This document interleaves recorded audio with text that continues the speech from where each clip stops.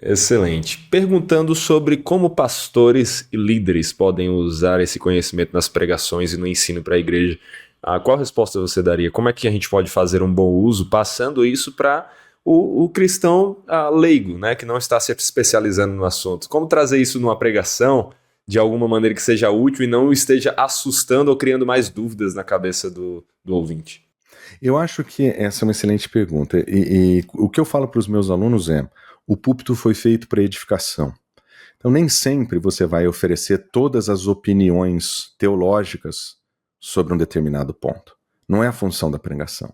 Você não vai apresentar todos os detalhes exegéticos numa pregação. Olha, aqui existem 8 diferentes interpretações exegéticas sobre o amor de Deus em 1 João capítulo 2. Você fala assim, tá, escolhe uma e me diz, né? No final, essa não é a função da pregação.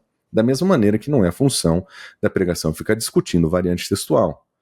Entretanto, em alguns momentos, é fundamental que você diga para a sua igreja, olha, esse é um texto que tem diferentes opiniões, das diferentes opiniões eu estou entendendo que essa aqui é que melhor representa o texto. É importante que a gente tenha esse tipo de honestidade com a nossa igreja também, e é por isso que em alguns momentos é oportuno que a gente fale sobre, olha, aqui tem um texto que na sua tradução está entre colchetes. Isso significa que os editores disseram que esse é um texto que talvez não faça parte do texto original. Então, né, aí você abre uma porta para uma conversa posterior. Eu raramente falo sobre crítica textual no púlpito. Raríssimas vezes. Se você Curioso, fizer né? Porque logo você, um especialista aí no assunto, fala raras vezes. E se você fizer uma varredura nas minhas mensagens, eu lembro de ter feito uma vez, com certeza.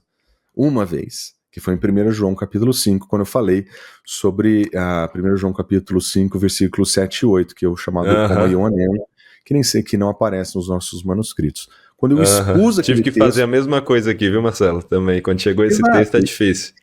Exato, e tá nas nossas, os parênteses estão ali, as pessoas vão perguntar, mas eu não gastei mais do que 2 minutos, né? Eu não gastei mais que 1 minuto naquilo. A memória pode estar me falhando aqui agora, mas eu gastei pouco tempo. Sim. E por que eu faço isso? Porque essa não é a função da pregação. Agora, se eu estiver ensinando na escola bíblica, se eu estiver em um ambiente de discipulado, e o assunto for um texto que tem uma variação, eu não tenho problema nenhum de conversar sobre e informar os meus irmãos a respeito daquilo, e de conversar sobre isso.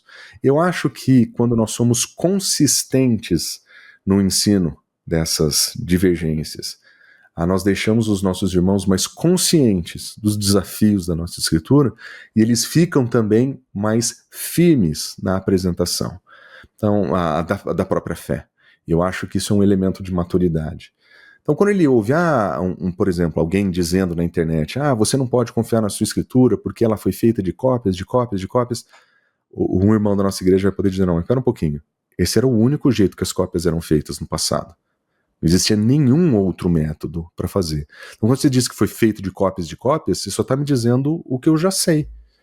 Eu não fico preocupado com isso, porque é assim, no mundo antigo só fazia isso, não tinha nenhuma outra alternativa, e da mesma maneira aconteceu com o Novo Testamento, com qualquer livro. Qualquer livro foi copiado, cópias de cópias. Então eu gostaria de ver os meus céticos ter o mesmo ceticismo com o Homero que eles têm com o Paulo. Né? Exato, eles não vão ter. É porque o Homero não está dizendo que eles são pecadores que carecem da glória de Deus, né? E nessas horas é mais fácil de aceitar, né? Exato, então se precisar remendar o texto dele também não tem problema, né? Mas o fato eu acho que faz parte de uma instrução em direção à maturidade que pertence ao contexto da igreja, porque esse é o nosso texto, o texto do Novo Testamento é nosso, foi confiado à igreja, e como igreja nós temos que defender e temos que lutar pela defesa desse texto, eu acho que faz parte disso. Mas eu não faria isso do púlpito. Eu faria talvez, eventualmente, em uma pregação sobre defesa da fé. Eu já fiz isso no passado no púlpito, mas não foi nem na minha igreja, eu fiz na igreja de outras pessoas. Na minha igreja eu nunca fiz um culto, nós vamos falar sobre temas polêmicos e eu vou falar sobre defesa do Novo Testamento. Na minha igreja eu não fiz isso. Eu prefiro ler a escritura e ensinar a escritura para o povo ali. Sim. Mas eu acho que cabe uma escola bíblica para falar sobre isso. Eu já fiz na minha igreja, já falei sobre a história da transmissão no contexto de escola bíblica, já falei sobre variantes textuais, já falei sobre a transmissão do texto, já falei sobre diferentes variações, já falei sobre diferentes traduções.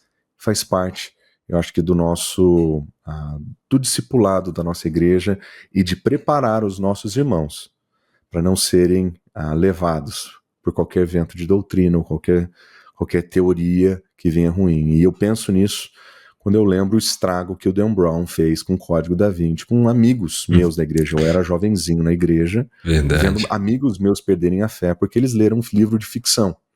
É verdade. Como que a gente errou no discipulado para um livro tão ruim, com informações tão erradas, ser tão eficiente. Então eu acho que faz parte do trabalho pastoral de proteger a igreja dessa forma também, de ajudar os nossos irmãos. Não precisa ter medo, né? Como diria o Spurgeon, né? Você não compra um cachorro para defender um leão. A escritura se defende, né? Mas a gente precisa entender quais são os desafios. A gente precisa entender onde estão os dilemas e como que os nossos irmãos podem interagir quando essas informações chegarem até eles. Eu acho que nesse contexto do discipulado cristão e do ensino, acho que cabe conversar com os nossos irmãos sobre isso, sim. Excelente. Qual conselho você daria para quem gostaria de começar o estudo da crítica textual, sem perder, né, a fé, mas fortalecê-la, e sem também se perder numa tecnicidade, né, de você se focar demais ali no que é técnico e deixar de lado o que é espiritual? Eu faria o seguinte, posso ser um pouquinho, me favorecer um pouquinho, eu diria o seguinte, faz o meu curso de crítica textual. Exatamente. Mas eu tenho um curso gratuito, tá bom? É um curso gratuito, são 5 aulas, eu tenho material didático feito para essas 5 aulas, elas estão disponíveis no YouTube. Foram aulas que eu gravei com o Instituto Schaefer de Teologia, ministério que o Iago Martins mantém, mas o material está lá disponível. Se você não encontrar no YouTube, você pode visitar o meu Substack, né, marcelobet.substack.com.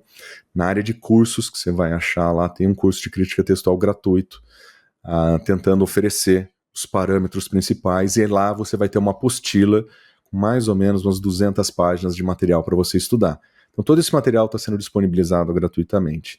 Se você quiser algo além, você fala, não, olha, eu já fiz isso, eu quero um pouco mais, eu quero nadar um pouquinho mais.